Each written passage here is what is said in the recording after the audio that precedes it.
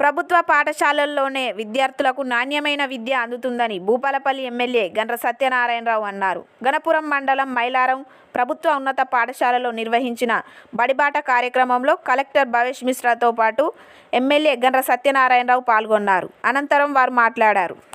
మన పిల్లలను చేర్పించే విధంగా ఇక్కడ ఉన్నటువంటి ప్రజాప్రతినిధుల పిల్లలు, అదేవిధంగా ఉద్యోగస్తుల పిల్లలు, ఈ గ్రామంలో ఉన్నటువంటి మరి అందరి పేరెంట్స్ని కూడా ఈ యొక్క పాఠశాలలో చేర్పించే విధంగా మీరు చొరవ తీసుకోవాల్సిందిగా కూడా నేను విజ్ఞప్తి చేస్తున్నాను.